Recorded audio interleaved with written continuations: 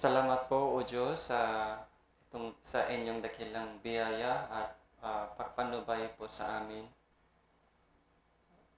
Sa awa ng Panginoon, binigyan niyo po kami ng pangatlong session ng itong Bible Seminar.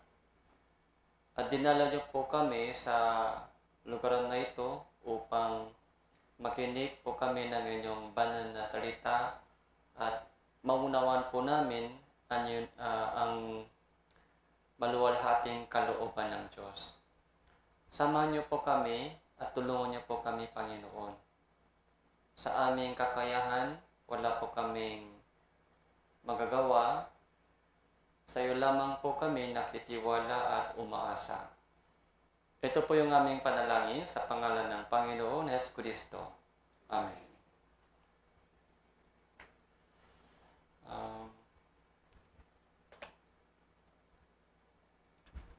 So, ngayon po, pangatlong session ng itong Bible Seminar. Medyo marami po yung pag-usapan po natin, kaya kung inaantok po kayo, maraming mawawala. Kaya kailangan po mag-focus po tayo sa mga topic po natin ngayon sa third session. Mahilig po ba kayo sa subject ng civica? Mga history. Konti. Masakit yung ulo. Maraming pangalan, mga memorize, kailangan memorize yung mga nangyayari, yung kung kailan, kung saan, kung sino, kung bakit. Kaya medyo nakakasakit na subject yung history. Kahit Filipino history, mahirap. Pero bakit kailangan pa natin pag-aralan yung history ng ibang bansa? Yung Israel. Kasi po mahalaga po yung history po nila para makilala po natin kung sino sikat. Yung bansang Israel po ay tinatawag na saksi ng Diyos. O saksi ni Jehovah, saksi ng Diyos. Meron pong grupo, di ba? Saksi ni Jehovah. Meron po ba dito? O may kilala kayo. Saksi ni Jehovah, tapos yung kanilang simbahan ay tinatawag na Kingdom Hall. Mabait sila, masipag sila, ikot-ikot po sila sa mga bahay-bahay. Saksi daw sila ng Diyos.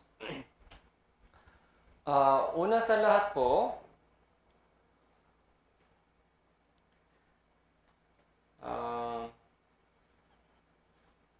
kailangan po natin iklaro muna kung anong ibig sabihin ng saksi. Okay? Buksan po natin yung Biblia. Buksan po natin yung ating Biblia. Isaiah chapter 43. So, lumang tipan. Isaiah chapter 43. Verse 10. So, Isaiah chapter 43 verse 10. Kayo'y aking mga saksi, sabi ng Panginoon, at aking lingkod na aking pinili. Yung kayo po dito, yung kayo ay Israel. Yung bansang Israel po ay God's chosen people. Pinili po sila. Tapos, saksi. Yung ano po yung meaning ng saksi? Witness. So, God's chosen people, Israel. So, iklaro po natin muna yung meaning ng witness. So, sino po pwede maging saksi?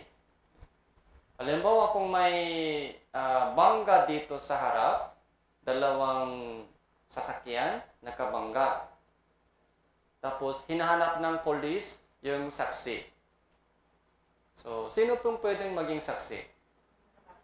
So, dapat may nakita. Kung wala po kayo doon sa yung mga bangga, so hindi pwede maging saksi. Dapat may nakita para may sabihin. Ito yung nakita ko. Pwede kayong maging saksi. Kung wala ka doon, pwede ba maging saksi?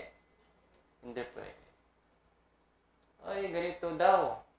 Nakabangga daw yung dalawang sasakyan. Pwede maging saksi? Hindi.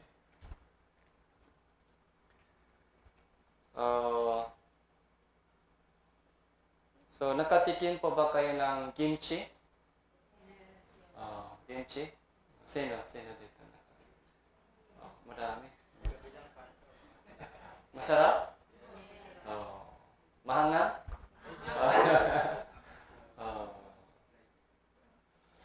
So, kung ganon, kung nakatikim po kayo ng kimchi, pwede na po kayong tawagin saksi ng kimchi.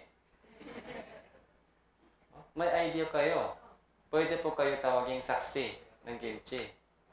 Kaya pwede po kayong magpaliwanag sa kapitbahay, ganito yung lasa ng kimchi. Kayo po ay saksi ng kimchi. May experience. Pero kung hindi pa, kung wala pang experience, kung hindi pa nakatikim ng kimchi, anong sabi nila?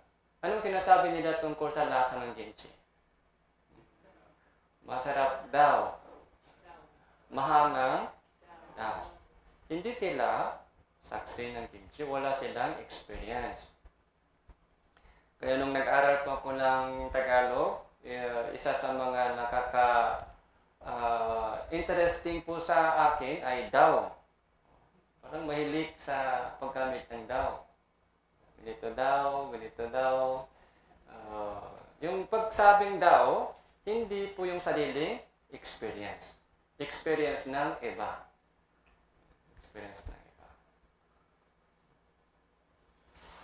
So, para maging saksi, dapat may experience. Kaya Israelita ay pinili ng Diyos para ma-experience po nila yung pagkilos ng Diyos. Kaya meron po silang nakita. Meron po silang narinig. Kaya meron po silang sasabihin sa atin. Kaya sila po ay saksi ng Diyos. Kaya para makilala po natin ang Diyos, kailangan po natin tanungin sila kung ano ang nakita ninyo, kung ano ang narinig ninyo. Sabihin nyo sa amin. Para may idea po kami tungkol sa Diyos. Kaya po yung mga Pilipino, hindi pwede maging saksi ng Diyos. Dahil wala silang experience. Pero yung mga Israelita, magmula doon kay Abraham hanggang ngayon, yung kanilang buong history ay puno ng himala ng Diyos. Yung Bible, yung kanilang history ay nakasulat sa Bible. Nakita po nila ang dakilang gawa ng Diyos. Maraming beses. Narinig po nila yung salita ng Diyos, sinabi ng Diyos. Kaya, isinulat po nila sa Bible, isinulat po nila yung kanilang narinig sa Diyos. Ito po yung nagiging lumang tipan. Mahalaga po ito upang inyong malaman at manampalataya kayo sa akin. So, maliwanag na po yung meaning ng saksi. Kaya pag nakita nyo po yung mga saksi sa kapitbahay, tanungin nyo po sila, Pilipino ka o hindi? Hudyo ka, Israel. Kung hindi po Hudyo, kung hindi po sila taga-Israelita, hindi pwede maging saksi ng Diyos. God's witness. So,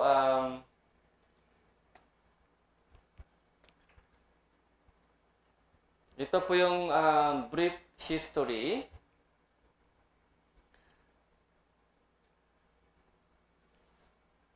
So, kahapon, pinag-aralan po natin tungkol sa baha sa panahon po noon eh.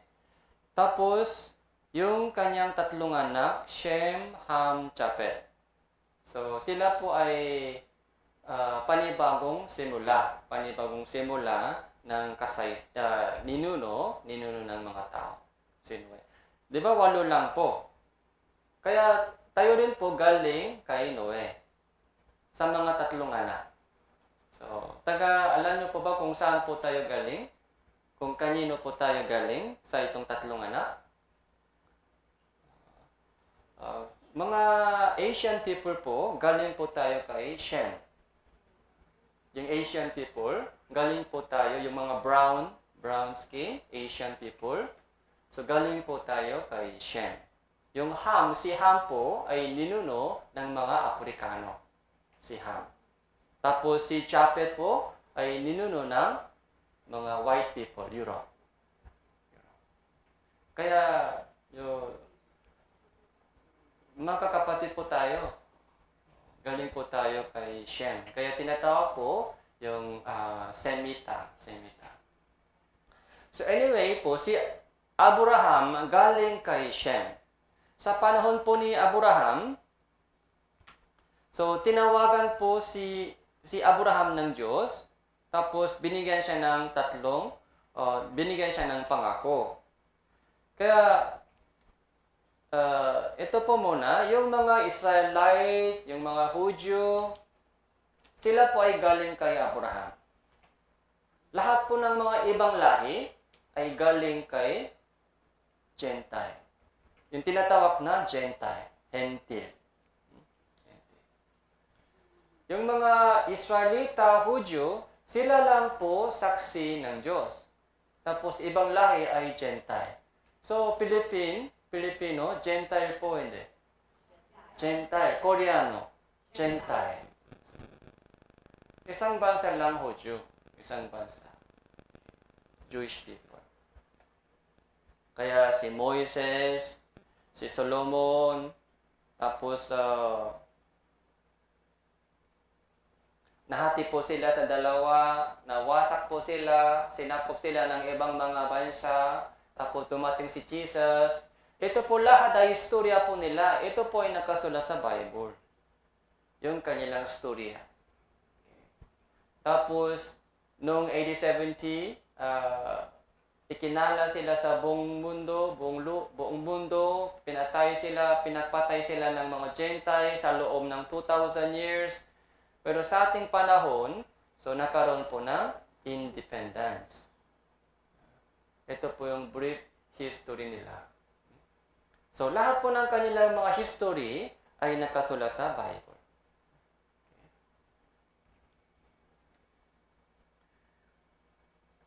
So, Genesis chapter 12 verse 1 hanggang 3, sinabi ng Panginoon kay Abraham, umalis ka sa inyong lupain, sa inyong mga kamag-anak, sa bahay ng inyong ama, at pumunta ka sa lupain, ituturo ko sa iyo. Pumunta ka sa lupain na ituturo ko sa iyo. Itong lupain ito ay yung lupain ng Israel ngayon, Palestine. Tapos, gagawin kitang isang malaking bansa, ikaw ay aking papapalain. Gagawin kong dakila ang inyong pangalan, ikaw ay magiging isang pagpapala. So, tatlong promise po ay binigay ng Diyos kay Abraham. Lupain, tapos malaking bansa, tapos blessing. Yung land, yung great nation, blessing. Pero yung blessing po ito, hindi po ito material na blessing. Yung blessing po ito ay blessing ng Diyos para sa lahat ng mga tao tungo sa walang hanggang buhay. So, doon sa Galatia chapter 3 verse 8,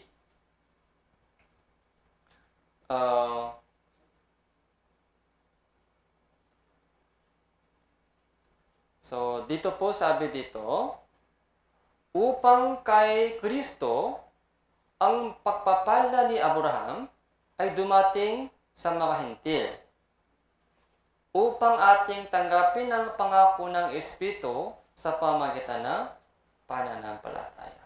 Yung blessing ni Abraham ay hindi po yung mga makamundong blessing. Yung blessing po ito, buhay na walang hanggang. Eternal life sa pamamagitan po ni Hesus Kristo. Kaya si Abraham po ay pumunta sa lupain na itinuro ng Diyos sa kanya. Doon po ipinanganak si Isaac galing sa kanyang asawa, Sarah, pero ipinanganak din si Ismael galing sa kanyang aliping asawa. Aliping asawa. Hindi po galing sa sariling asawa. Kaya Ismael po ay naging ancestor ng Arab nation. Tapos, anak po ni Isaac ay Jacob. Tapos, anak po ni Jacob ay Joseph. Si Jacob po ay may 12 anak na lalaki. Si Joseph ay pang-11. So, yung ibang mga kapatiran na inggit kay Joseph, kaya ibinenta siya sa bansang Egypt. So, doon po, nahirapan po sila sa bansang Egypt sa loob ng 400 years bilang alipin. Nahirapan po sila. Pero, di ba sa pamamagitan po ni Moises, lumabas po sila sa bansang Ehipto. Yun po yung storya dun sa Exodus.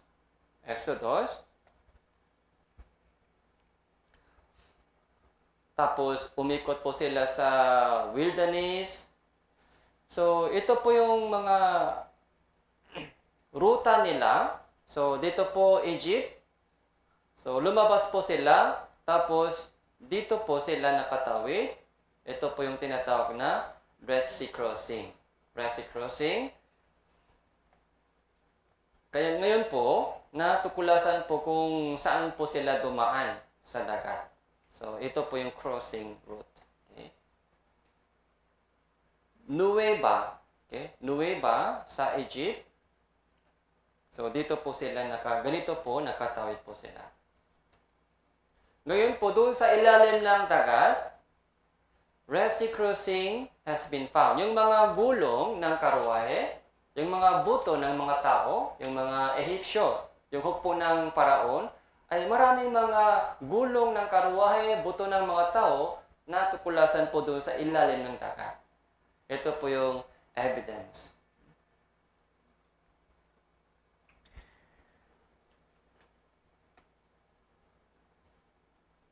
Tapos,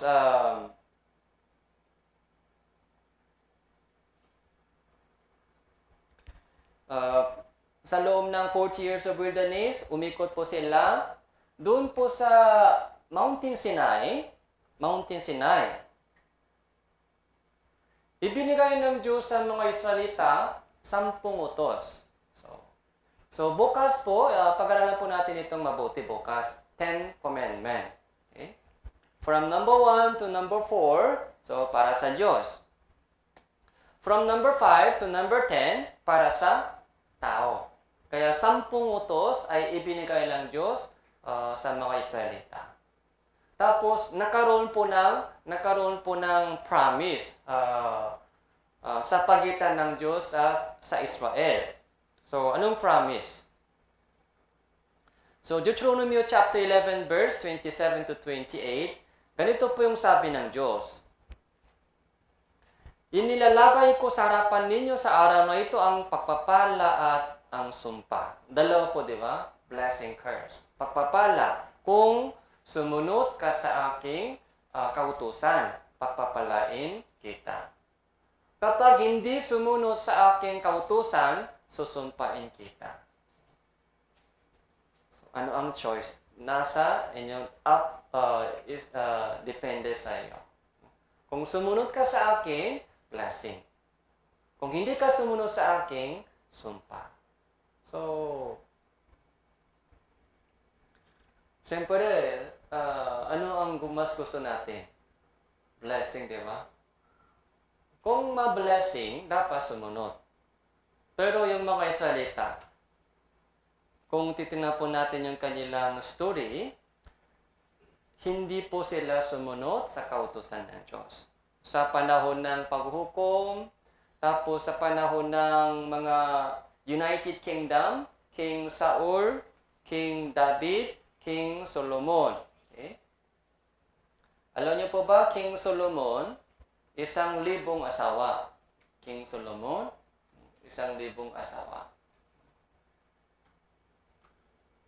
Tapos, nung bata pa si Solomon, maganda po yung puso niya. Pero, dahil sa kanyang daming mga asawa, ay galing sa iba't ibang bansa, tapos dinala po nila yung kanilang mga Diyos-Diyosan. Kaya, nung matanda na si Solomon, sumabay siya sa pagsamba sa mga Diyos-Diyosan. Malaking kasalanan niya. Sumama siya. So, noong BC 930, before Christ, 930 years. Nahati po sa dalawang yung Israel. Northern Israel, Southern Judah. Parang North Korea, South Korea, ganun po. Po sila matigas yung ulo. Kaya Northern Israel muna, winasak ng Diyos sa pamagitan ng Assyria. Tapos, Southern Judah rin, winasak ng Babylonia. Winasak. Assyria, Babylon, pagkatapos, Persian Empire, tapos, Greece Empire, tapos, Roman Empire. Babylon, Persia, Greece, Roma, sa loob ng halos 700 years. Sa loob ng 700 years, sinakop sila ng ibang mga malalaking kaharian. Sa history po ninyo, sa Philippine history, sinakop kayo ng Spain. Ilang taon po? 400 plus. Matagal po, di ba? Kaya nung matagal po, sakop kayo ng Spanish. So, ano po yung hangarin ng mga Pilipino? Independence. Yun po yung hangarin. National mga prayer. Sana malaya. Pagkatapos sa mga Amerika o Japan, sa Korea po, sa loob ng 36 years lang. 36 years lang, sinako kami ng Japan. Kaya, yung mga hangarin ng buong bansa lagi, independence. Independence. Yun po yung talaga yung hangarin ng buong bansa. Sila po, sa loob ng 700 years.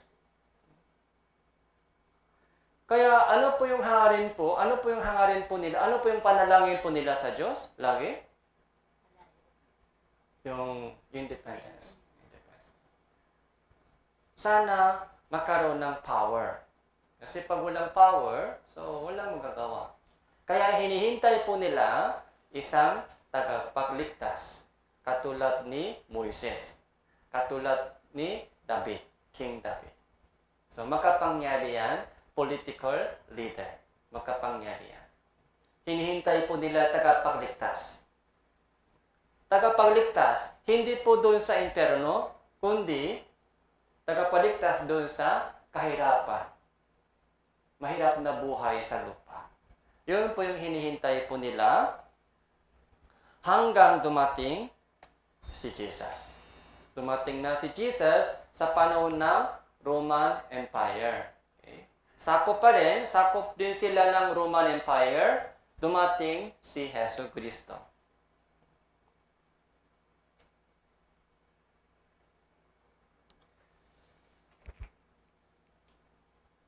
Kaya dumating na. Kaya alam natin po yung storya po ni Jesus. Binuksan ni Jesus yung mata ng bulak. Tapos binuhay ni Jesus yung mga patay. Si Lazaro, patay na siya. Tapos tinawagan siya ni Jesus. Lazaro, lumabas ka. So, binuhay siya muli. Tapos, tinahimik ni Jesus yung mga alon sa dagat. So, tahimik ka. Tahimik na. Nakita ng mga Israelita, sino ito? So, malaking makapangyarihan gawa ni Jesus.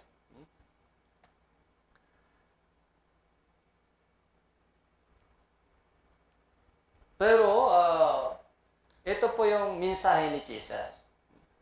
Pag nakita po nila yung mga ginawa ni Jesus, makapangyarihan gawa, dakilang gawa, so, inisip nila, ay ito si Jesus ay tagapagligtas. Sana iligtas niya kami sa gutom. Sana iligtas niya kami sa sakit. Nahirapan kami sa ilalim ng yung Roman Empire.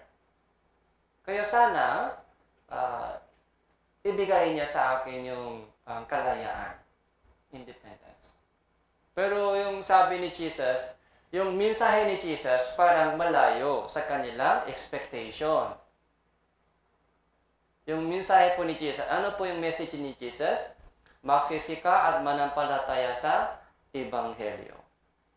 Repentance and believe in the gospel. Malayo po ito. Hindi po ito yung gamot na hinahanap nila. Ibang uri. Malayo.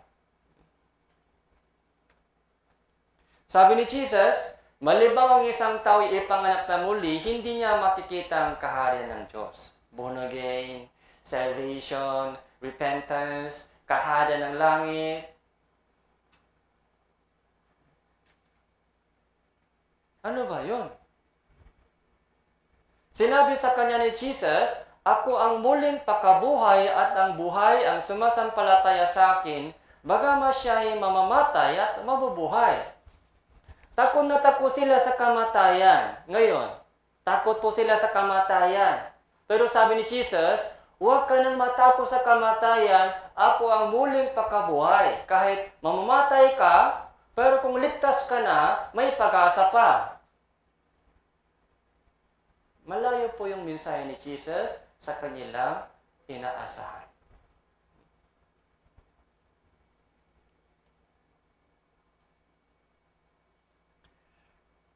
Isang araw po, di ba, yung mga sobrang daming tao po ay 5,000 tao lalaki. Tapos yung pagkain doon ay limang pirasong tinapay saka 2 isda lang. So, 2 isda, 5 tinapay, good for how many person? Pag malakas kumain. Di ba? 1, 2, pag lalaki. Pero 5,000. Kulang na kulang, di ba? Kulang na kulang. Pero, si Jesus ay pinakain po niya yung 5,000 tao. Busok na sila. Hanggang mabusok sila. Kaya,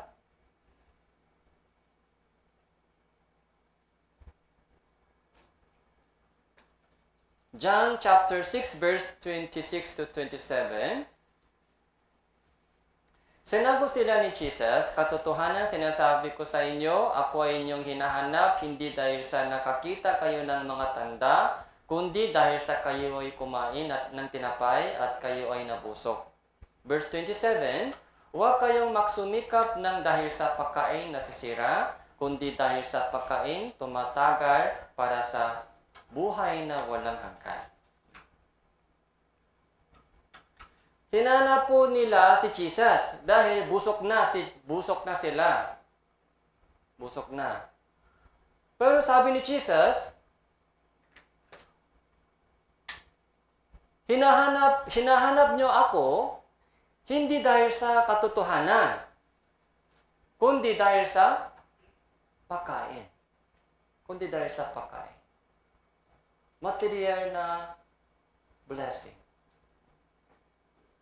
Material na blessing.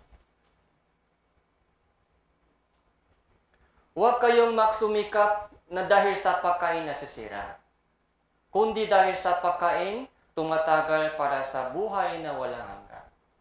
So, anong uri ng pagkain ito? Yung pagkain po, kinakain po natin. So, hanggang kailan tumatagal? Yung kinain nyo po kanina, hanggang kailan tumatagal? Bukas ng umaga, lalabas. Hindi po siya tumatagal ng... Ito po, anong uri ng pagkain ito? Tumatagal para sa buhay na walang hanggan. Ito po yung gusto ng Diyos ipakain sa atin. Pero yung yung pagkain na hinahanap ng tao ay nakikitang pagkain lang. Nakikitang gamot lang. Dahil hindi sila naniniwala sa langit. Saan po sila natatakot? Natatakot pa sila sa impyerno o natatakot sila sa gutom? Gutom. Yun po yung mas nakakatakot. Kasi kitang-kita yan. Impyerno, ay ano yan? Impyerno, kwento lang yan, kwento. Sino nakakaalam kung saan pupunta? Wala lang, wala. Pag namatay na isang tao, wala na. Yun po yung inisip ng tao kahit nagtadasal sila sa Diyos. Kahit nagtadasal sila sa Diyos, pero yung kanilang panalangin ay sana walang sakit yung pamilya namin, sana maayos yung trabaho ng asawa ko, sana maganda yung mga buhay ko. Hindi po sila nagdadasal, sana makapasok ako sa langit. Yung kanilang panalangin po ay para sa mga makamundong bagay na. Hindi ba gano'n? Tingnan niyo po yung inyong sariling panalangin, kung ano ang ipinapanalangin po ninyo sa Diyos. Pag may sakit, di ba? Pag maayos na yung buhay, parang malayo tayo sa Diyos. Pero pagdating sa mga sakit, medyo taimtim na yung panalangin, sana gumaling siya, sana, ganito. Pagdating sa mga financial problema, sana maayos yung mga sitwasyon namin, yung trabaho, yung pag-aaral ng anak ko. Yung ating prayer para sa mundong ito lang. Pero pag namatay na, wala na siya. Yun ang inisip natin. Pero sinasabi sa Biblia, meron pa. Meron pa. Doon sa kabila. Sa langit o sa impyerno. May impyerno. Pero ano po yung nakasulat doon sa semeteryo? Ano po yung sulat doon sa semeteryo? Puro RIP. RIP lang. Pero hindi po yung totoo. Hindi po lahat nasa kapahingaan. Kahit may sulat, RIP, pero sabi sa Biblia, mas maraming tao ay mapupunta sa impyerno. Narrow way, narrow gate. Wide way, wide gate. Mas maraming tao mapupunta sa impyerno. Dahil binaliwala po nila yung katotohanan habang buhay pa sila sa lupa. Yun po yung nangyari sa kanila. Yun po yung inisip po nila, nung nakita po nila si Jesus, sana si Jesus ay maging Pangulo ng bansa. Kung si Jesus ay Pangulo ng Philippines, maging mga presidente o mga mayor, barangay captain, walang problema tayo, di ba? Kahit walang pagkain, may kapangyarihan siya. Kahit may sakit, dalhin na lang natin sa kanya. Yung parang superhero. Yun po yung inaasahan po nila kay Jesus. Kaya lahat mga may sakit, dinala po nila kay Jesus. Pero alam niyo po ba kung ano nangyari? Kapag gumaling na po sila, hindi na po sila bumalik kay Jesus. Sa mga 10 ketongin po ay sumigaw kay Jesus. Jesus, maawa ka sa amin. May ketongin kami. Kawawa. Pagalingin niyo po kami. Kaya si Jesus naawa sa kanila, tapos pinagaling silang lahat, naging malinis na. Pero alam niyo po ba kung ilan po bumalik kay Jesus? Isa lang bumalik kay Jesus. Isa lamang po sinabihan ni Jesus, pinagaling ka ng inyong pananampalataya. Isa lang nakapunta sa langit. Yung siyam po, sabi ni Jesus, nasaan yung siyam? Hindi ba 10? Gumaling na. Nasaan yung siyam?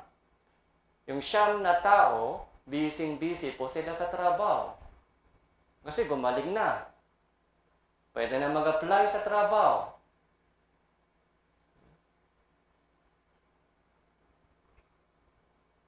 Yung siyam na tao, naka-experience po sila ng kagalingan sa katawan.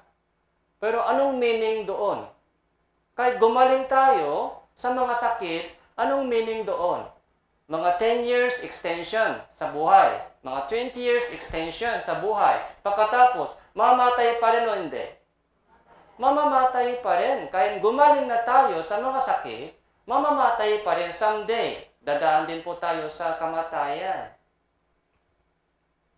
Sa mata ng Diyos, mga 70 years o 8 years, mga 50 years, hindi po ganun kalaki yung difference sa mata ng Diyos. Mga 10 years extension, mga 8 years, 9 years, hindi po ganun kalaki yung difference. Mamatay pa rin. Mas mahalaga po ay pagkatapos ng kamatayan, saan pupunta? Buhay na walang hanggan o walang hanggang kapahamakan sa impyerno.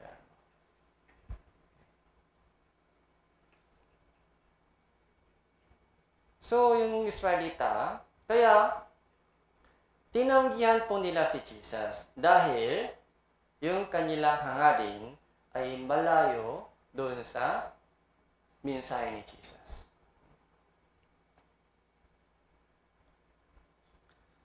John chapter 6 verse 40, sapagkat ito ang kalooban ng aking Ama na ang bawat nakakakita sa anak at sa kanya'y sumasampalataya ay makaroon ng buhay na walang hanggan. Ito yung kalooban ng Diyos.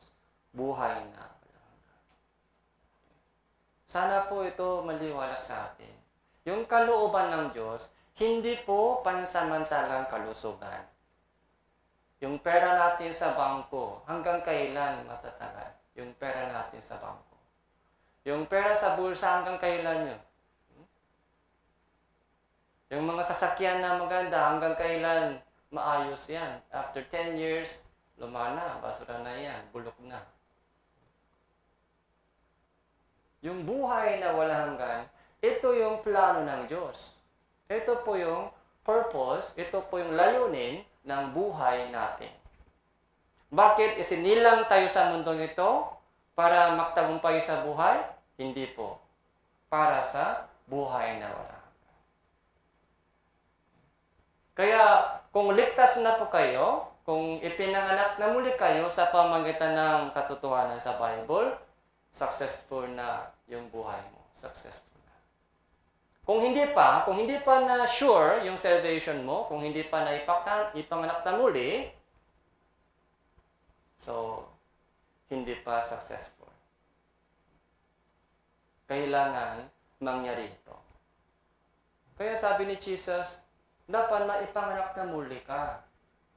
Ipinanganak ng laman ay laman, ipinanganak ng espiritu ay espiritu.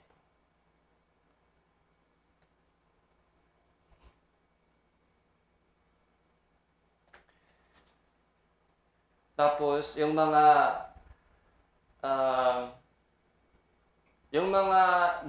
relihiyosong tao sa panahon ni Jesus, sinaway sila ni Jesus.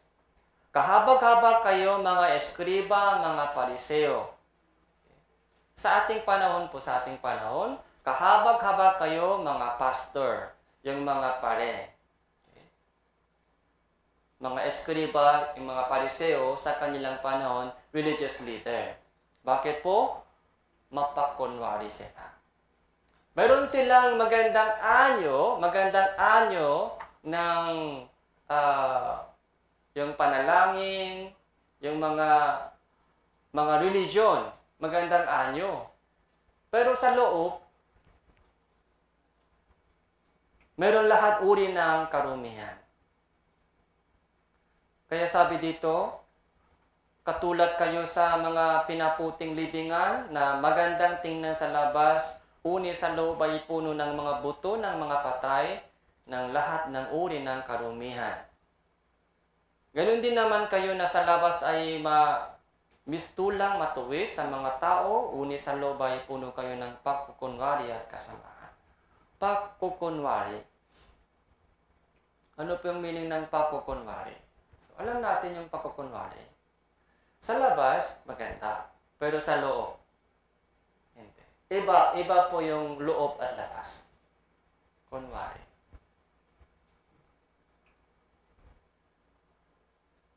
Nagdadasal, magandang tingnan yun, pero sa loob. Okay. Kamusta?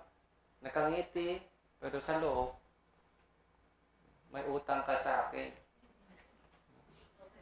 Ay, kailan babayaran mo yan? Matagal na. Magkakalimutan mo na yan.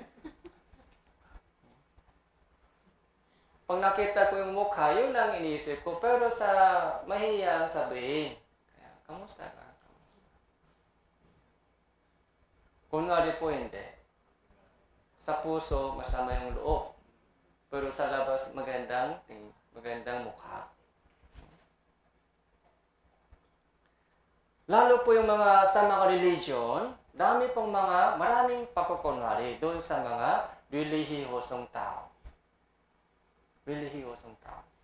Kaya kahapon po, di ba Roma chapter 10 verse 3, meron silang sigasik, pero hindi ayon sa kaalaman. May sigasik sila, Pero yung kanilang sigasik, hindi galing sa Diyos. Galing sa kanilang sariling katuwiran. Ganito ako. Sa loob, masama. Pero sa labas, sigasik. Kaya, si Jesus po, hindi po na-welcome ng Israelite. Dumating na po siya sa bayan ng Israel, yung God's chosen people. Ayon sa promise sa lumang tipan. Pero, yung Israelita po ay tumanggi kay Jesus. Alam niyo po ba kung bakit? Dalawa po yung dahilan kung bakit tinanggihan po nila si Jesus. Dalawa po yung reason. Una, yung kanilang puso malayo sa katotohanan. Yung kanilang hinahanap po ay material na bagay lang. Material na bagay. Yung kagalingan sa sakit. Yung kabusugan. Yung mga material na blessing, hinahanap nila kay Jesus. Kaya nung nakita po nila na malayo yung sinasabi ni Jesus, doon sa kanilang mga expectation, yung kanilang yung pag-asa ay naging galit. Sumama na yung loob. Tapos yung mga religious leader, nung sinaway po sila ni Jesus, nung tinamahan po sila ni Jesus, dapat umamin po sila. Dapat aminado po sila sa kanilang mga pagkukunwari. Tama po, Panginoon, yung sinabi nyo. Ganito ako, marami ako, masama ako. Dapat lumuhod po sila doon kay Jesus. Pero ayaw nila umamin. Sinampar nila si Jesus. Dinala si Jesus doon kay Pilato. Kasi sa panahon po nila, sakop sila ng Roma, di ba? Roma. Kaya may governor na isinugo ng Roman Empire. Yung governor may batas. Meron po siyang authority, okay, na humator. Governor Pilate, saka si Jesus, Pilato, gobernador, tapos si Jesus, saka si Barabbas. Alam ni Pilato na si Jesus ay walang kasalanan. Alam niya. Kaya, sinikap po niyang pakawalan si Jesus. Kaya, ito po yung isang idea po niya. Si Barabbas, si Jesus, itinayo sa tabi ni Jesus. Matthew chapter 27 verse 21. Alin sa dalawa ang ibig niyong pakawalan ko sa iyo? Akala po ni Pilato, siguro si Jesus ay gusto nila, mas gusto niya. Kasi Barrabas, ito, masamang kriminal ito, sikat na kriminal ito. Siguro ayaw siya ng mga Israelita. Mas gusto niya si Jesus, siguro. Pero, ano po yung sabi nila?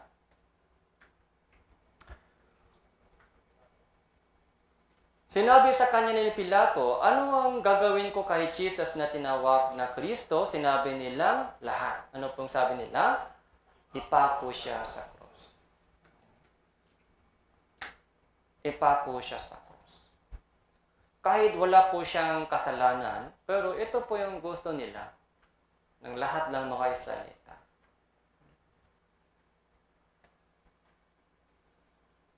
Kaya si Pilato po ay nanghugas ng kamay. Ano po yung meaning ng paghugas ng kamay? So, insenso ako. Okay? Innocent ako. Wala akong kasalanan sa dugo ng taong ito. Kayo ang bahala. Kayo ang bahala. Bahala ka dyan. Bahala ka. Medyo nakakatapod na salita. Bahala ka dyan. Sasagot ka dyan. Sasagot.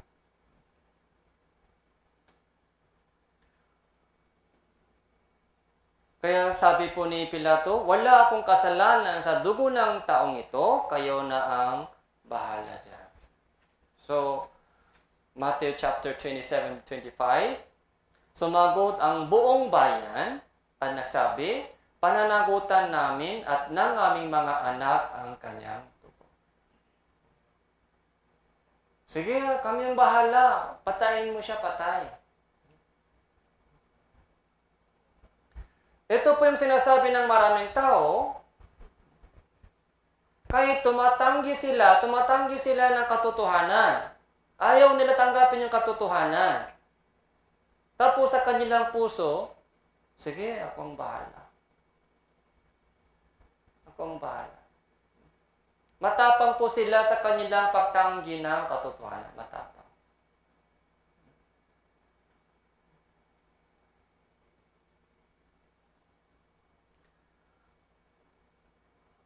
Kung alam nila na si Jesus na sa kanilang harapan ay galing sa Diyos, yung way, truth, and life. So, hindi sila sana tumanggi kay Jesus. Pero hindi nila alam kung sino si Jesus. Ganun din po, maraming tao tumatanggi ng katotohanan sa ating panahon dahil hindi nila alam kung ano ang nakasulat sa Bible. Hindi nila alam.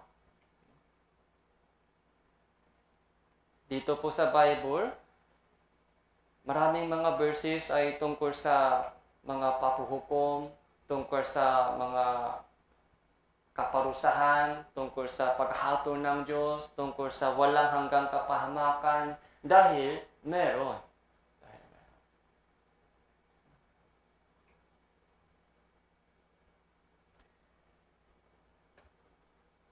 So, Lucas chapter 21, verse 20 to 22.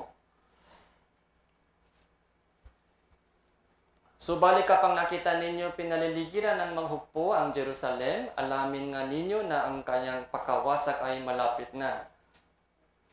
Kaya ang mga bansa na sa Juda ay dapat tumakas tungo sa mga bundok, ang mga nasa loob ng lungsod ay lumabas, ang mga nasa labas ng lupain huwag pumasok doon sapagkat ito ang mga araw ng paghihiganti upang matupad ang lahat ng mga bagay na nasusulat sa Old Testament, sa Lumang Tipan.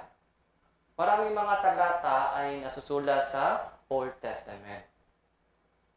Prophecy tungkol sa kanilang pagkawasak.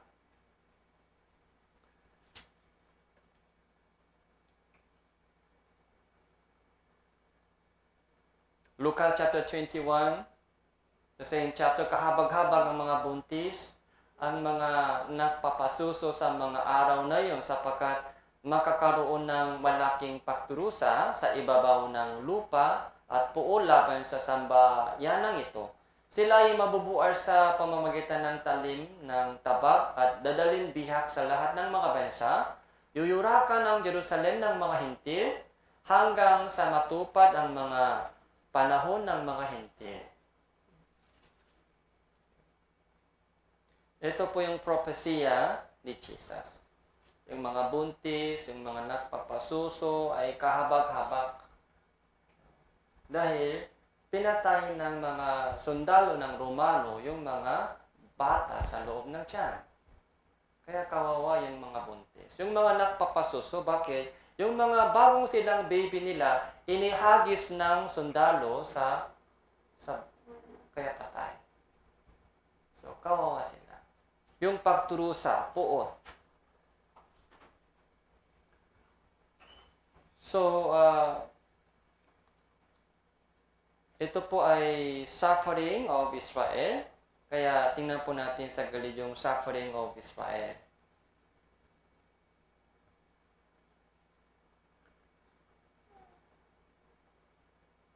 So, Leviticus chapter 26 verse 33, kayo'y aking ikakala sa mga bansa at pagpubunutan ko kayo ng tabak sa hulian ninyo.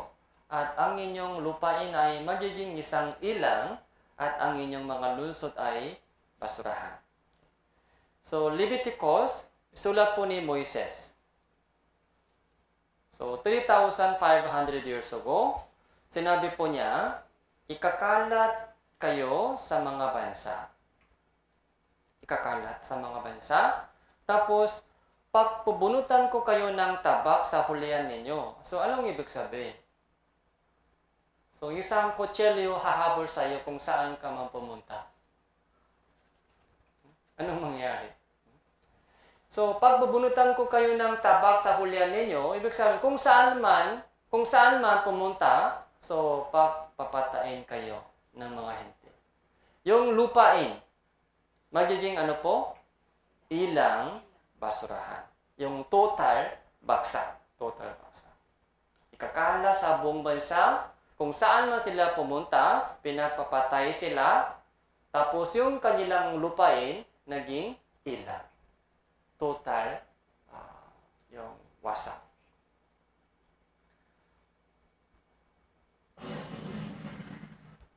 Kaya yung blessing na ipinangako ng Diyos kay Abraham ay naging sumpa. Walang ibang dahilan. Dahil sa kanilang kasalanan at pagtanggi kay Jesucristo.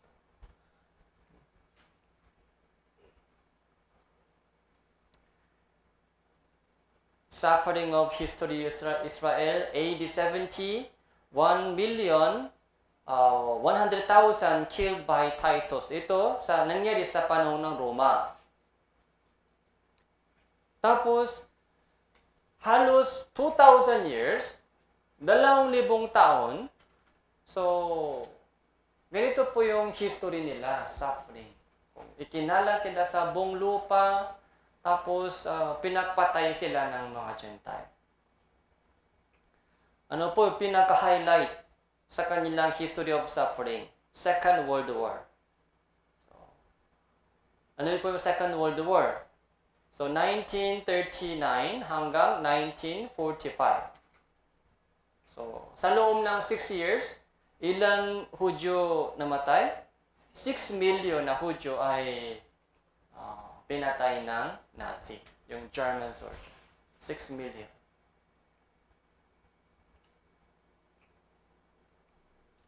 So, Adolf Hitler, ito po yung prisoners camp. Kaya binaril po sila, hinubaran po sila. So, ito po yung katuparan ng propesya.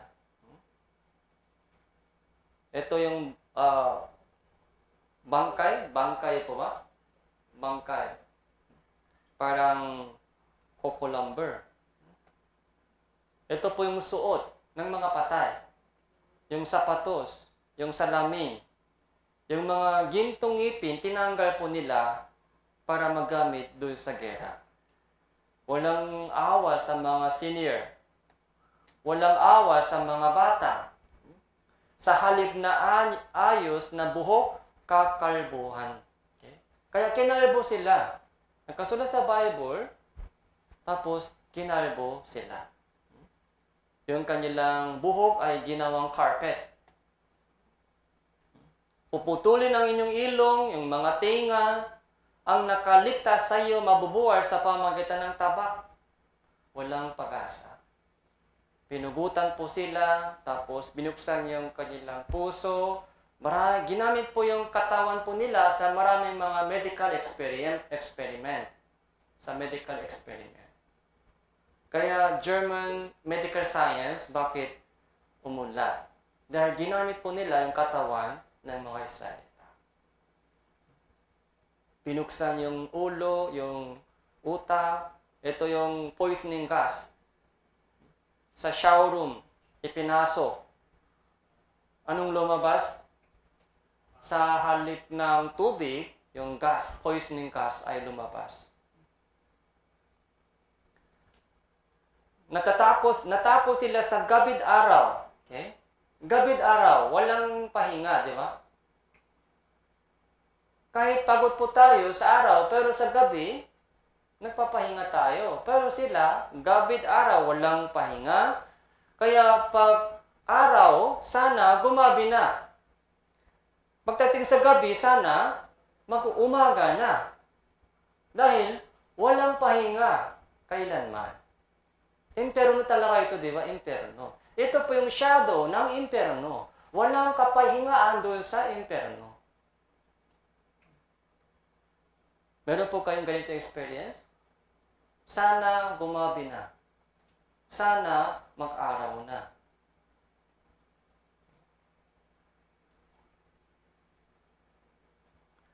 Kaya nasiraan ng isip.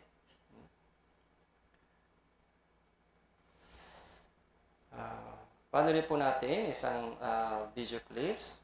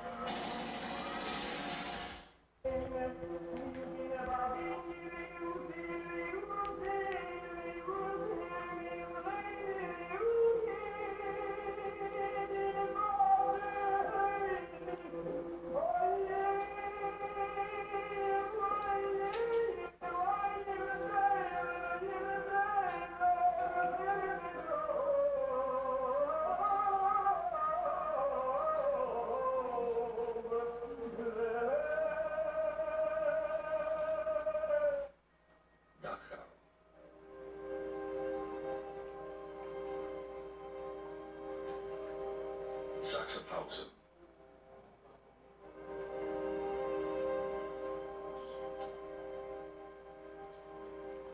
Flassenburg.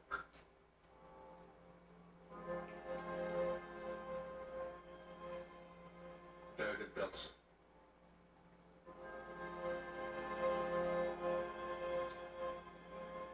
Mauthausen.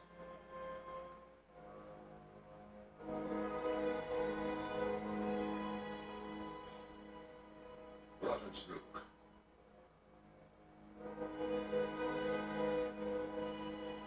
Nordhausen.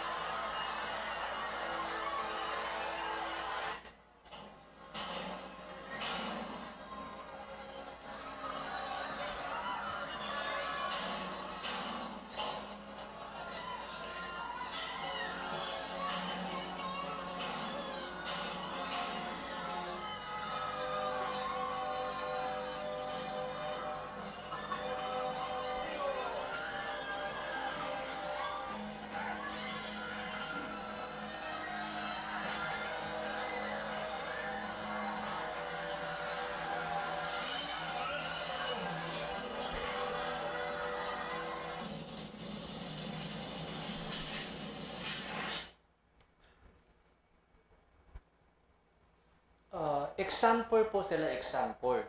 Saksi sila ng Diyos. Ano po yung sinasabi po nila sa atin ngayon? So, tanungin po natin sila ngayon, bakit ganyan ang nangyari sa iyo?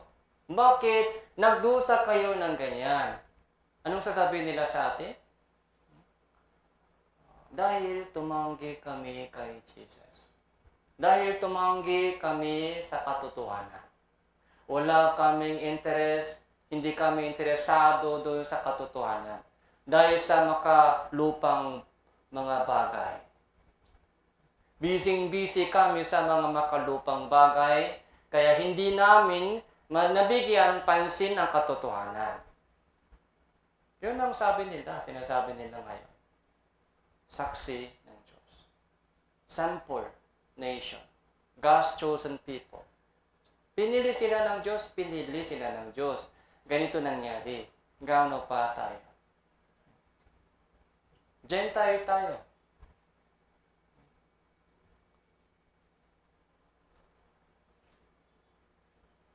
Kaya napakahalaga talaga yung aral, yung lesson doon sa history of Israel. Ito yung dapat natin malaman kung bakit napahamak sila. May dahilan. Nabinigyan sila ng chance. Si Jesus dumating na sa kanila. Pero tinanggihan. Nakita po nila yung mga dakilang gawa ni Jesus. Narinig po nila yung mga mensahe ni Jesus. Pero dahil hindi tama yung kanilang puso, so sayang. Tapos, ganito po yung nangyari sa loob ng 2,000 years. Pero sa ating panahon po, sa ating panahon, bumangon na po sila. So dahil yung history nila, history ng bansang Israel, isang timepiece. Orasan ng Diyos. Yung oras. Ano po yung nakikita natin sa oras? Kung kailan ngayon. Kaya, pag bumangon na yung bansang Israel, so, anong sinasabi sa Biblia? Malapit na yung second coming of Jesus. Malapit na.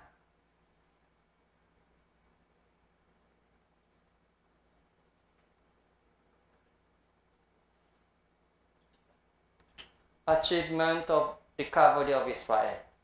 So, di ba mula nung AD 70, scattered, ikinalat, pinagpatay, tapos naging tigang yung kanilang bansa. Pero sa ating panahon, noong 1948, May 14, naging independent. So matagal po, di ba? Mula nung winasak po sila, 2,600 years after. Okay? Kaya ikinala sila, pero bumalik na sila. Return. Hindi na po sila pinagpatay. Israel po ay ngayon po pinaka-strong nation.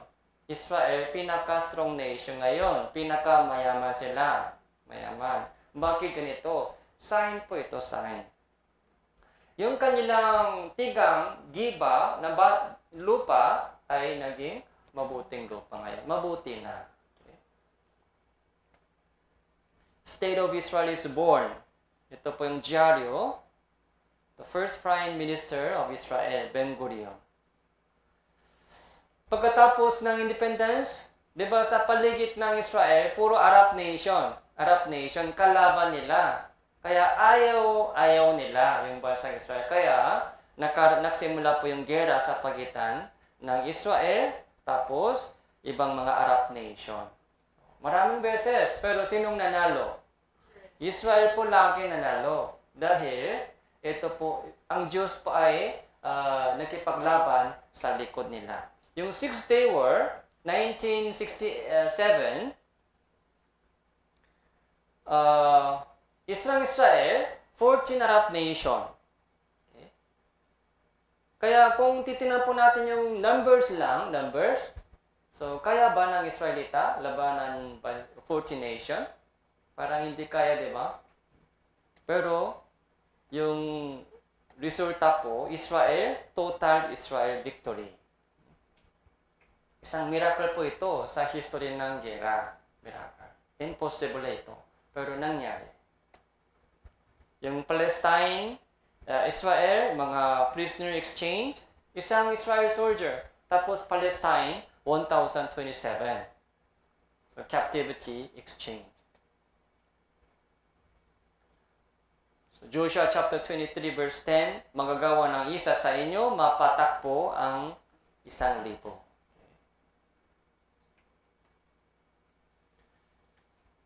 Isaiah chapter 43 verse 5 to 6, huwag kang matako sapagkat ako ay kasama mo, aking dadalhin ang inyong lahi mula sa silangan, titipunin kita mula sa kalungan, aking sasabihin sa hilaga, hayaan mo, sa timog, huwag mong pigilin.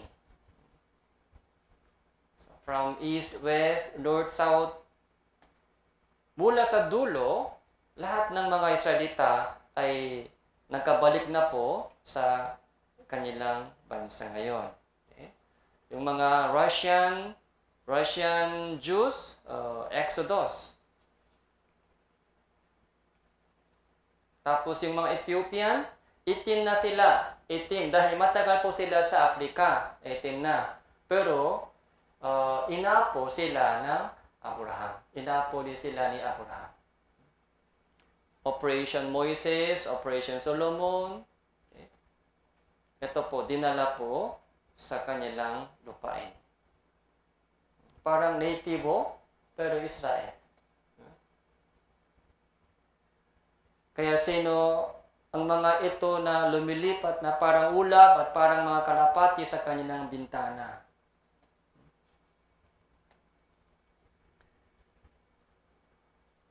Kaya sabi dito, hindi ako mag-iiwan ng sino man sa kanila sa gitna ng mga bansa.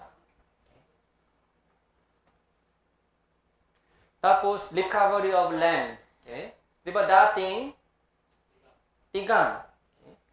Ang lupain na naging sira, mabubungkal sa halip na sira sa paningin ng lahat ng nagtaraan, at kanilang sasabihin ng lupain ito ay naging sira, naging gaya ng halamanan ng Eden, ang sira, giba, at wasak ng mga bayan ay tinatahanan na ngayon ay may pader. So, dati po, ganito po, tigang, sira, giba, pero ngayon. So, tingnan nyo po yung mga difference. Dati, ngayon.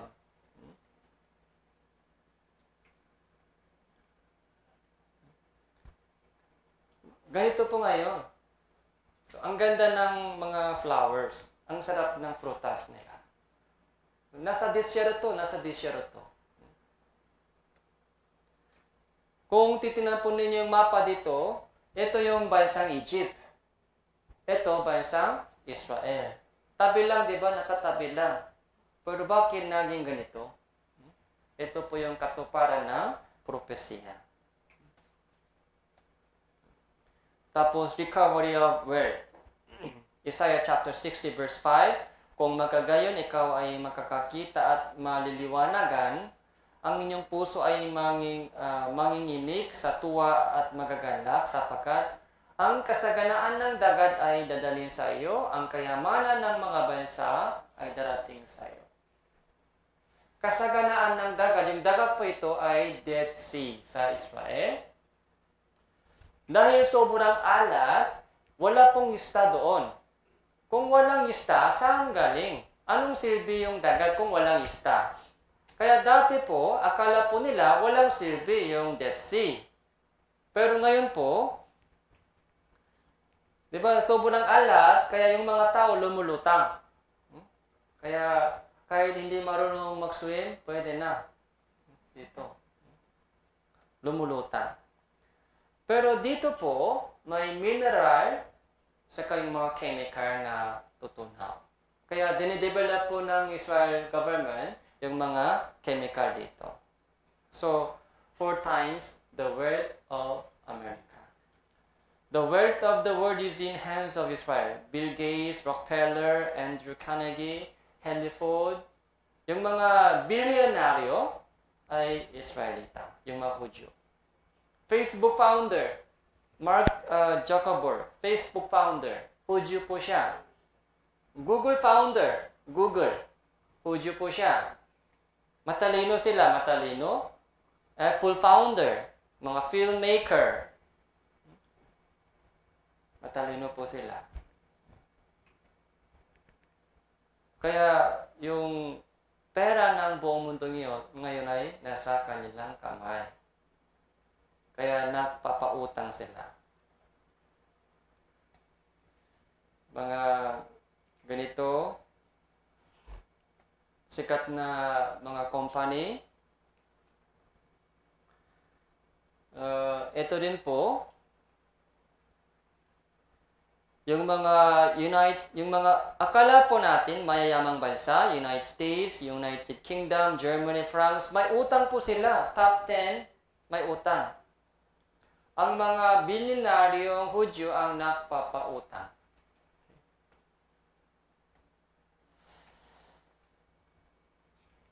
Bakit ganito pang nangyari?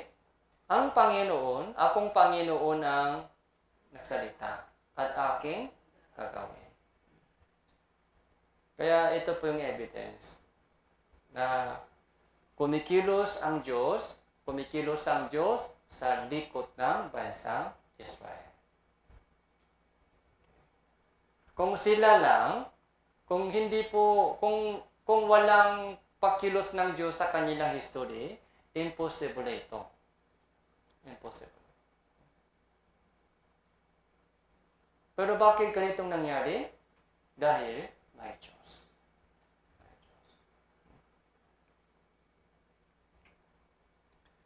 So, parable of fig tree, Matthew chapter 24, verse 32 to 33. Kaya kapag aralan ninyo mula sa puno ng igos ang kanyang talinghaga, kapag malambot na ang sanga nito, umusubong na ang mga daon. Alam ninyong malapit na ang tag-araw. Ganun din naman kayo kapag nakita ninyo ang lahat ng mga bagay na ito, alam ninyong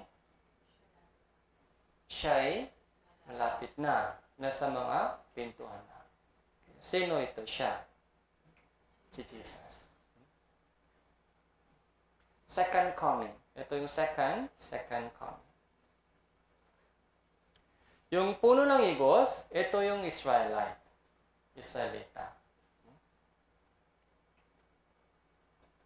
Fig tree, Israel. Branch and leaves, independence, strong country.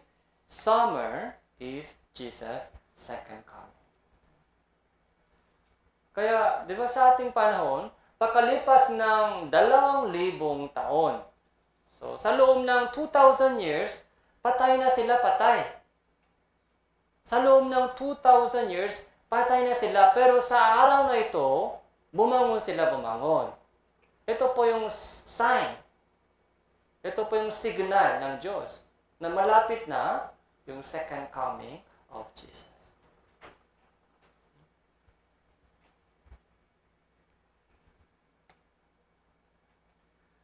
So,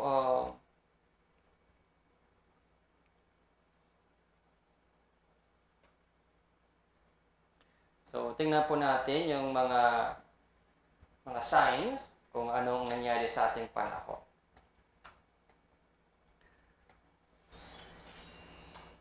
So, nakasulat sa Biblia, dalawang beses na pagdating ni Jesus. Unang pagdating ay matagal na natapos. 20 years ago. 2,000 years ago. Mula noon hanggang ngayon, yung mga Israelita ay nagtusa. During that time, yung ebanghelyo ng kaharian ng Diyos ay ipinahahayag sa buong mundo. Sa mga Gentile, katulad po ninyo, katulad namin. Tapos, yung mga Gentile po ay naliligtas po sa loob ng itong panahon. So, ito po yung tinatawag na the age of grace, the age of Gentile, the age of the church. Bakit grace? Dahil yung salvation sa pamamagitan ng grace. The age of Gentile, bakit? Yung mga Gentile, yung mga Hentil po, naliligtas po ngayon. Naliligtas sa buong mundo. Sa buong mundo. Pero may katapusan. May katapusan po sa itong panahon. Matthew chapter 24, verse 3 to 5.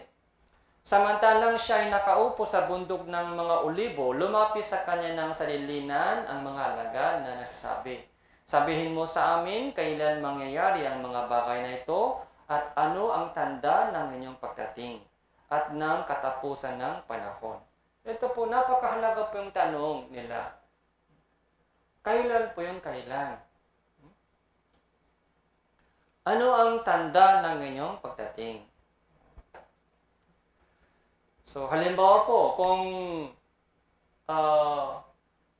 kung sinabi ko sa inyo mamaya, pwede ba bibisitahin ko kayo bukas?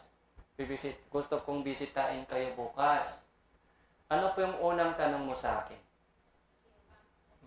Bakit?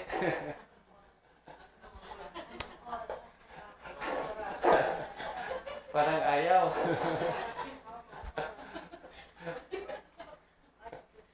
Ay, nasaktan ako.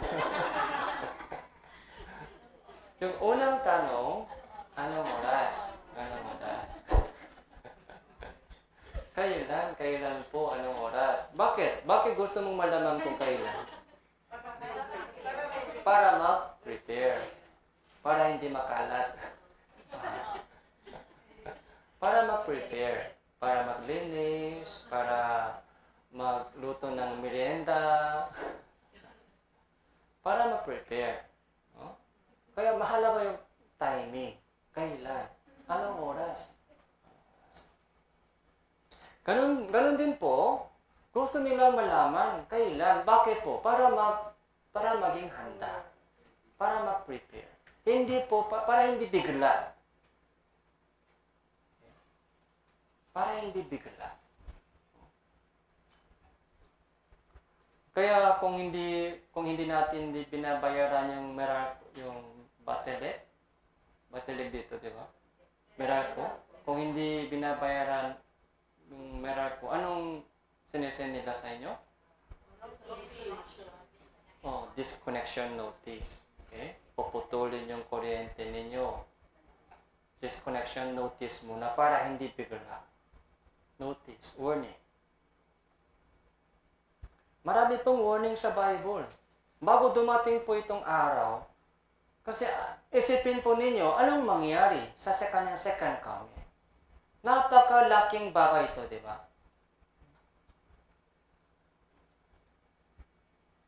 So, alam niyo po, nabalitaan po ba ninyo na mawala na yung cash line sa expressway? Yes. Di ba? Matagal na po yung mga notice nila. From November 2, wala na yung cash line. Lahat ay mga RFID lang.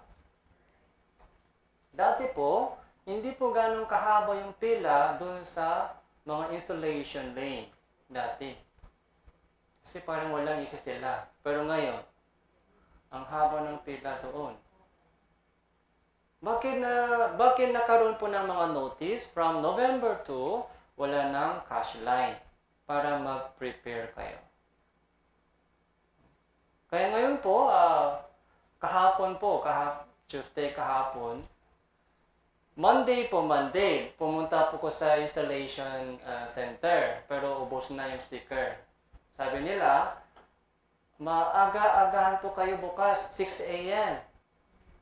Kaya gumising po ako ng maaga, 5:30, pumunta po ako, 6 a.m. Ang haba na yung pila. Kaya, ubos na yung mga sticker. Kaya pumunta ako sa mga Santo Tomas installation exit. 2.5 hours na kintay ako doon. Ngayon po, mas mahaba yung pila. Mahalaga po yung notice. Siguro, November 2, makakaroon ng kaguluhan. Kasi marami pa pong sasakyan, wala pang sticker. Sa rapture, anong mangyari sa rapture? Ito po ay isa sa mga pinaka malaking event. Okay? May kukunin, may iwan. Para hindi bigla mangyari ito, di ba nasa Bible, Maraming mga warning tungkol dyan. Maraming warning. Darating si Jesus, tapos ganitong mga signs mangyayari, para maging prepare sila, para maging handa sila. Pero tingnan niyo po yung mga tao ngayon, parang wala silang interest doon. Busy pa rin sa kanilang hanap buhay. Para sa kanila, bigla ito mangyari. Hindi ko inasahan. So, sabi ni Jesus, mga signs ng last day, marami ang darating sa aking pangalan na nagsasabi ako ang Kristo, ililigaw nila ang marami. Makakarinig kayo ng mga digmaan, mga balibalita ng mga digmaan, mag-ingat kayo, huwag kayong mangamba, sapagkat kailangan mangyari ito, subalit hindi pa ito ang wakas, sapagkat maglalaban ang bansa sa bansa, kaharian laban sa kaharian, magkakaroon ng tagutom, mga lindol sa iba't ibang dako. Ito po yung nangyari sa ating panahon.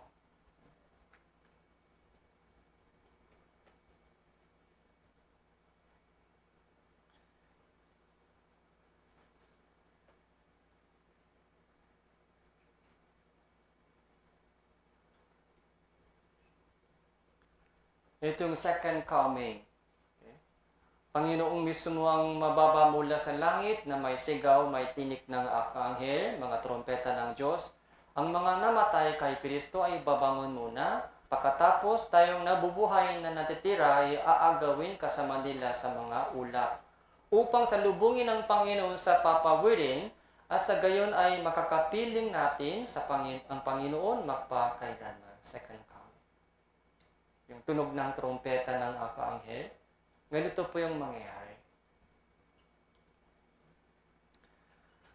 Makinig kayo, sasabihin ko sa inyo isang hiwaga, hindi tayong lahat ay mamamatay, ulit tayong lahat ay babaguhin. Sa isang saglit, sa isang kisang mata, sa huling pagtunog ng trumpeta, sapagkat ang trumpeta ay tutunog at mga patay, mabubuhay na walang pagkasira, ay tayo ay babaguhin. Kamatayan ba magiging problema dito? Hindi na problema yung kamatayan dahil bubuhayin pa ng Diyos, bubuhay.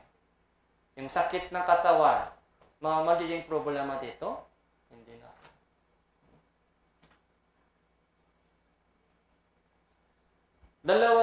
Dalawa, sa buki, sa giligan, sa higaan. Pero bigla wala na pong isa. Bakit po? Kinuha po sila ng Diyos. Matthew chapter 24 verse 40 to 41. Kaya mga 2 taong pupunta sa bukid, ang isa ay kukunin, ang isa ay iiwan. May 2 babaeng magtatrabaho sa isang gilingan, ang isa ay kukunin, isa ay iiwan. So, alam ng Diyos kung sino ang tunay na naligtas, tunay na ipanganak ng muli. Kung sino ang nasasabing Kristiyano, so-called Kristiyano. Ang pangalan na Christian. Akala nila ligtas, akala nila born again, pero hindi pala.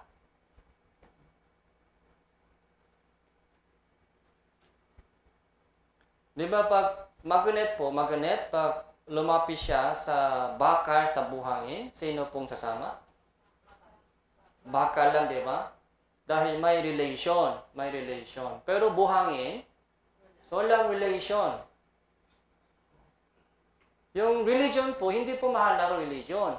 Relation, yung personal relation sa Diyos.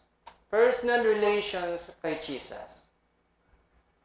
Kung meron pong personal relation kay Jesus, sila lang po kinikilala ng Diyos. Iiwan sila. Kukunin sila. May 2 sa isang higaan. Okay? May 2 sa isang higaan. Mag-asawa, mga kapatid, malapit. Pero, salvation po ay individual. Wala pong family package.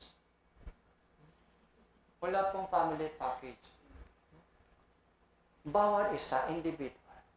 Okay?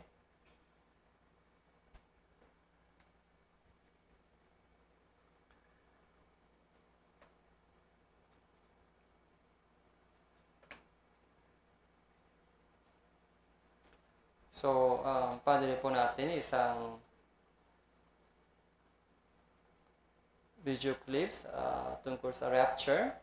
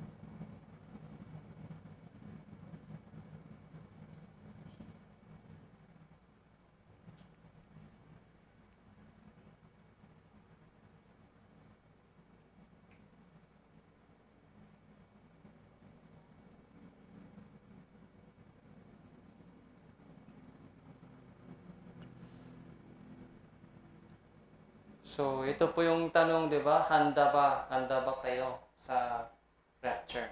Okay.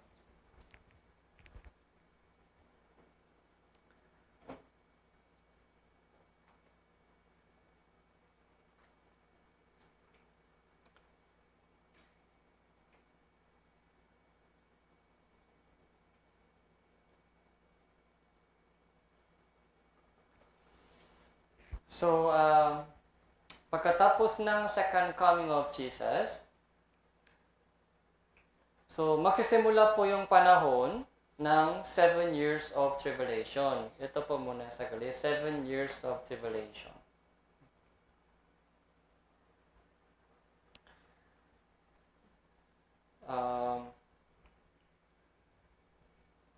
Ito po yung signs ng last day. So, halos lahat ay tapos na ito. After rapture, yung mga maiwan sa rapture ay papasok sila sa 7 years of tribulation. So, kulang po yung time para maipaliwanag lahat. Pero ang mahalaga lang po dito, 7 years tribulation ay binubuo ng dalawang bahagi. 3.5, first 3.5, and second 3.5. First 3.5 years, magkakaroon po ng one world government. One world government. Tapos, sa Israel, sa Jerusalem, so itatayo po nila yung templo sa Israel. Kasi po ngayon po, wala pa po silang templo sa Israel, Jerusalem. Pero magtatayo po sila ng templo. Pero second 3.5 years, so, ito po yung talaga yung tribulation. Lilitaw po isang Antichrist dito sa gitna, Antichrist. Tapos, makakaroon po siya ng buong mundo sa pamamagitan ng computer networking system. So, isang Antichrist ay magbibigay ng chips sa lahat ng mga tao. Tapos, yung chips ito ay gagamitin po sa mga transaksyon. Yung chip ito ay magagamitin po sa mga monitoring. Parang contact tracing, alam niyo po, di ba? Alam na nila kung saan ka pumupunta. Alam nila kung ano ang binibili mo. Alam nila kung nagkatanggap ka ng vaccine, ng COVID o hindi pa. Kung hindi pa tumanggap ng vaccine, so may posibilidad na maraming limitation na hindi makapasok sa mga mall, hindi matanggap ng trabaho. Magiging requirement po yan para maging clear. Unti-unti, so inihanda po nila ganung mga sistema.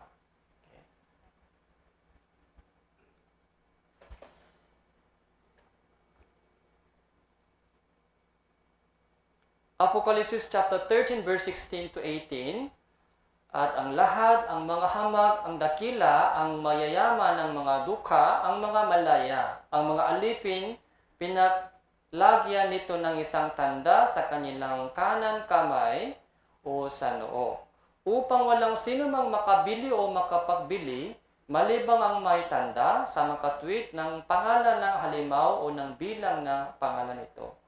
Kailangan dito ang karunungan ang may pangunawa ay bilangin ang bilang ng halimaw sapagkat ito ang bilang ng isang tao. Ang bilang nito ay 666. So, ang lahat po, di ba? Walang exemption.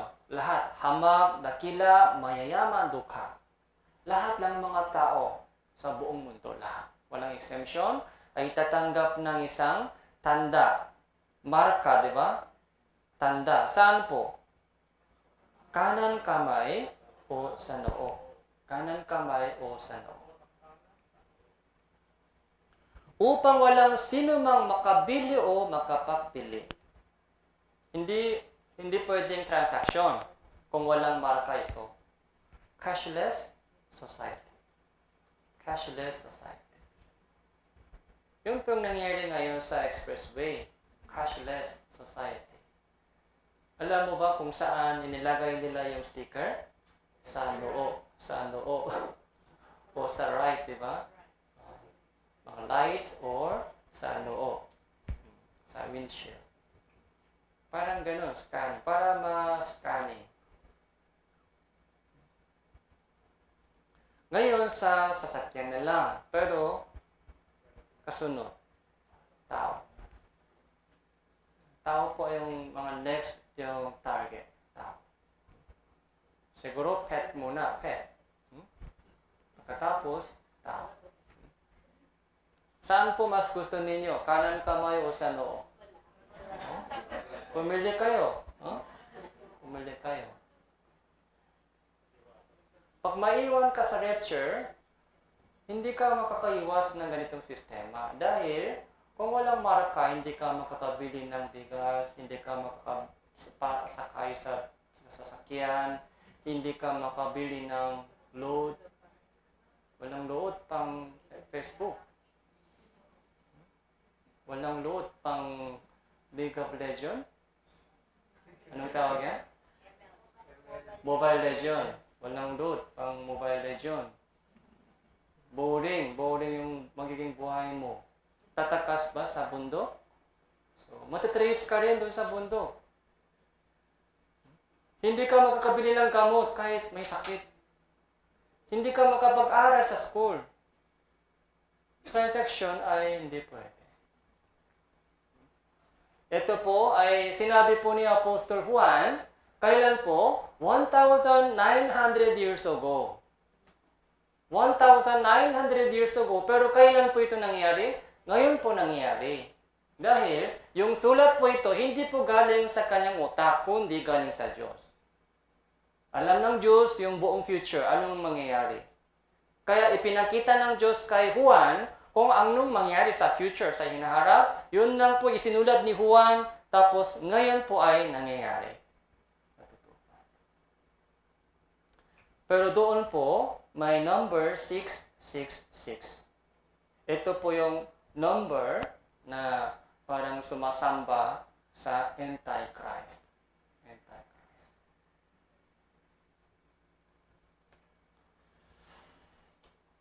Mawala po yung cash. Unti-unti, mawala yung cash. Credit card, debit card. Ito po yung barcode 666. Okay. So, di ba lahat ng made in Philippines, may number, nation number, 480. Yun po yung Philippine number. Kaya, ito po yung Korean snake, may number 880. Ito yung Korean number. Lahat ng made in Philippines, anong meron? 480, 480. Kaya tingnan nyo po kung pag bumili ka ng mga bagay, 480. Tapos, tatlong mahaba, di ba? Sa una, sa gitna, sa dulo. Ito po yung dalawa ay number 6.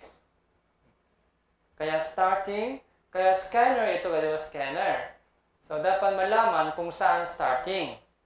Tapos, sa gitna, checking. Tapos, ending number. kailangan 3 number sa scanning. Ngayon po, so yung mga bio identification. Yung mga ugat ng dugo sa kayong mata, ginagamit. So very cheap. Ito po yung itinatanim sa katawan ng tao. So, panoorin po natin isang video clips.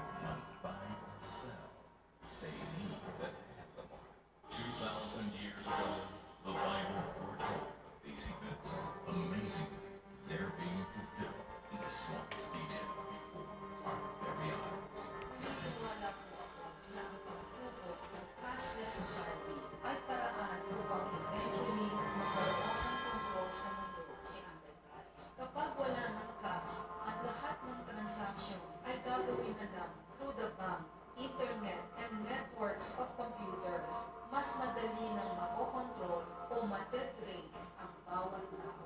Sino bang may hawak ng sistema ito, magkakaroon sila ng information tungkol sa buhay ng isang tao. Saan nagsashopping, ano-ano.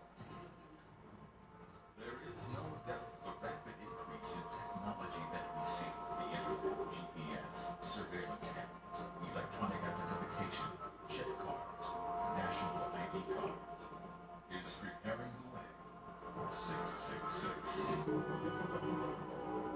will know where we have been Noong unang panahon, tinatawag itong border.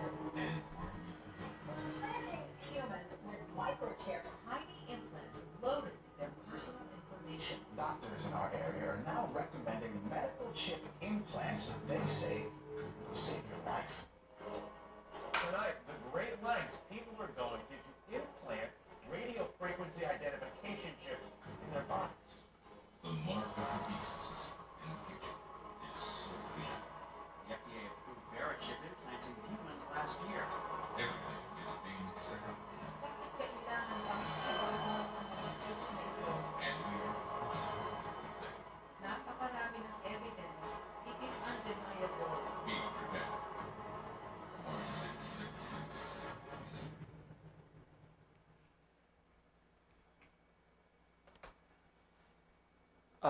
Meron pa pong isang video clips. Ito po.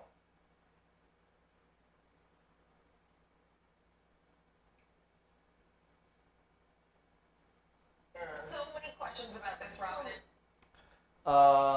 Sa Amerika, so meron na po yung mga company na yung empleyado ay tumanggap ng chips ito sa kanilang katawan.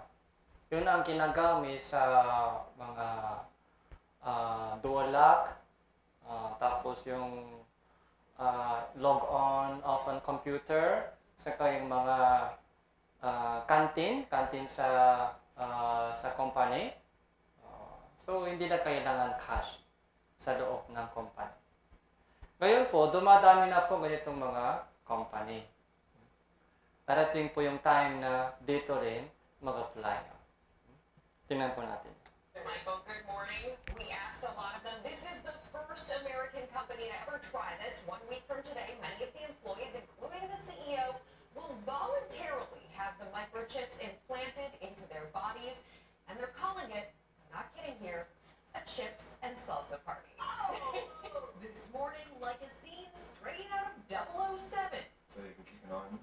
Employees at one Wisconsin tech company, 3 Square Market, willingly making that fantasy a reality, implanting their own bodies with microchip. Do you think this is the future?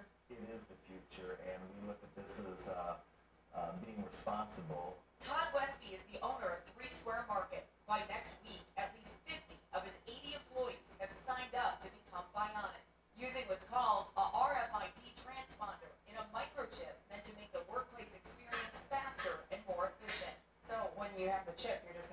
up here and all those same options will come Yes. up? The implant, which has been FDA approved, is the size of a grain of rice and is injected under the skin between the thumb and index finger by a licensed piercer. It's a big needle though. I think here's the bigger. The company offered me the opportunity to get chipped, and I agreed. One more big deep breath in, and exhale. Not too bad, huh? Not too bad. Yeah, just a pinch. Yeah. Pretty easy. Okay. Convenience, in a lot of ways convenience. Really eliminating what I have to carry in my pockets. Employee Tony Dana says the chip will be used for basic tasks like getting in and out of the building, logging onto his computer, and buying snacks in the break. Imagine being able to travel without a passport or worry about losing it. You just hold your hand up and all the documentation comes.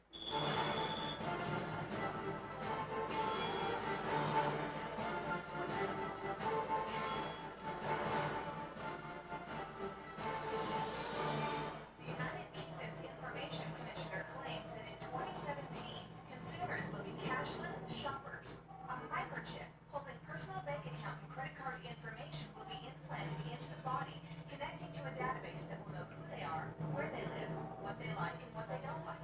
Shoppers will have their hand scanned, not their credit card.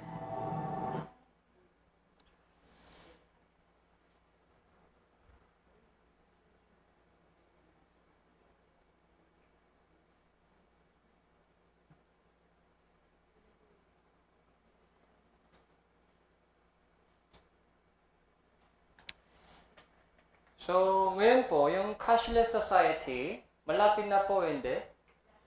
Malapit na. Ibig sabihin, second coming of Jesus, malapit na po o malayo pa? Malapit na. Malapit na. Kaya darating po yung araw na marinig po ninyo yung announcement na from mga January 1, mawala yung cash. Lahat ng tao dapat tumanggap ng RFID para makabili o makapagbili. So, kung gano'n, anong gagawin ng tao? Walang ibang opsyon. Katulad ngayon, yung mga sasakyan. Wala po silang ibang daanan. Okay? Wala po silang ibang daanan. Kaya lahat ng mga sasakyan ngayon ay nakapila ngayon. Madaling araw, nandiyan na. Mga 3 hours, 4 hours. Siguro Manila, mas magulo sa Manila. Sinabi ng isang missionary namin, ngayon, matagal daw siya naghintay doon sa C5. Ito yung nangyayari ngayon. Nangyayari. Yung mga nakasulat sa Biblia ay nangyayari ngayon. Kaya warning. Ito. Isa lang po yung paraan para makaiwas ng ganitong panahon. Ano po yung paraan? Kung ligtas ka na, hindi ka sasama, hindi ka dadaan dito kung ligtas ka. Kung hindi ligtas, maiwan ka, dito ka dadaan.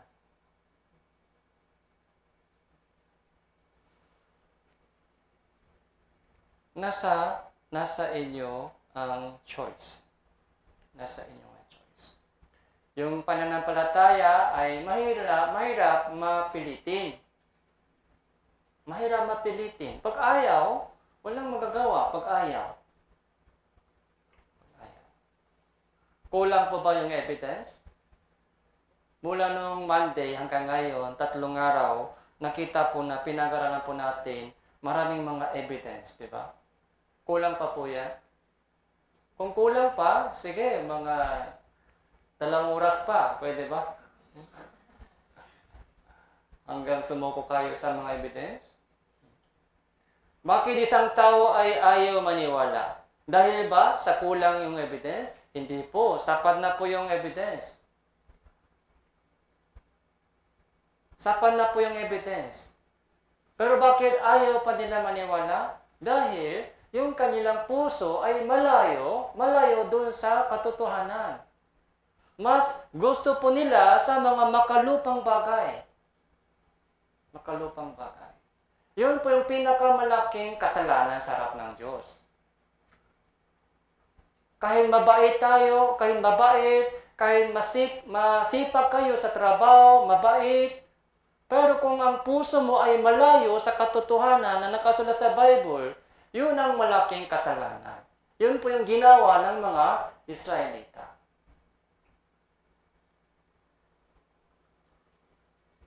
Kung may pusong naghahanap sa katotohanan, kahit isang evidence, sapat na yun. Dahil, hanap na hanap. Di ba may dalawang pasyente? Dahil may dalawang pasyente yung A, B. May cancer sila, may cancer. Stage 2. Stage 2. Pero yung A, hindi niya alam na may cancer siya. Hindi niya alam. B, alam niya na may cancer. Ako po ang doktor.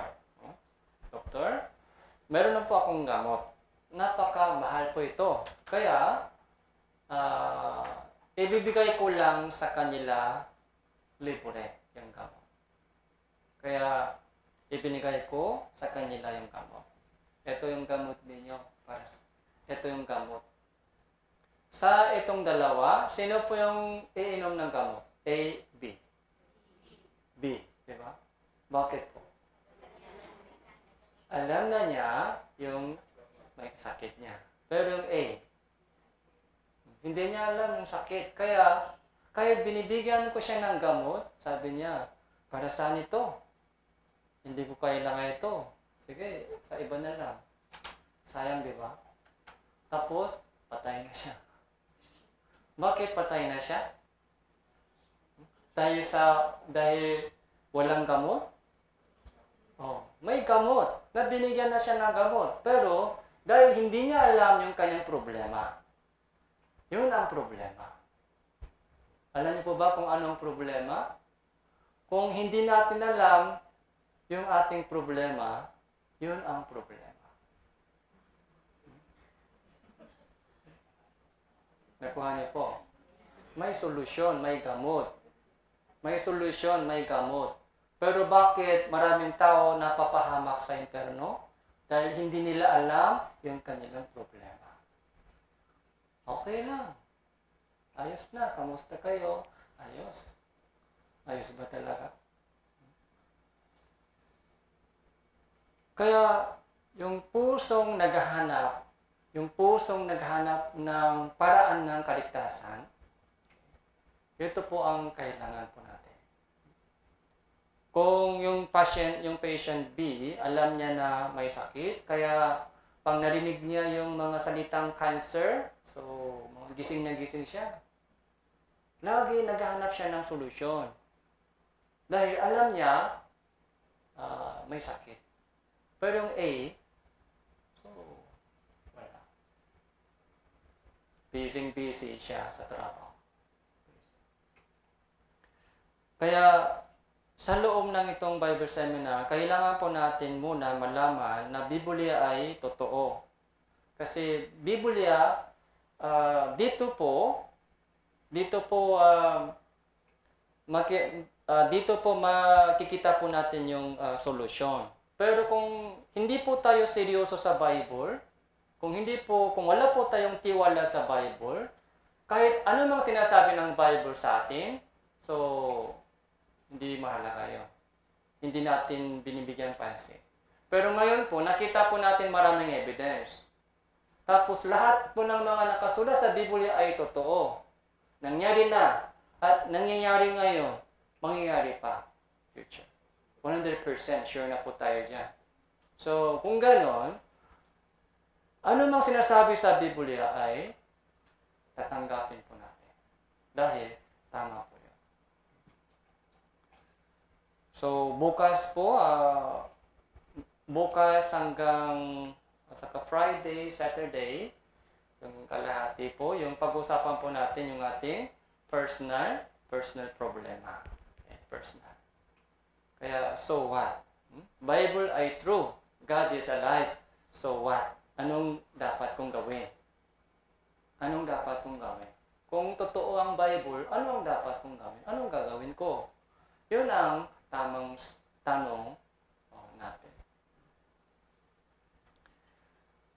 So, kaya sana po yung mga nandito ngayon, bukas, so balik po kayo dito.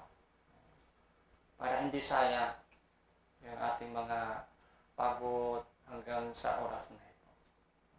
Let's pray together.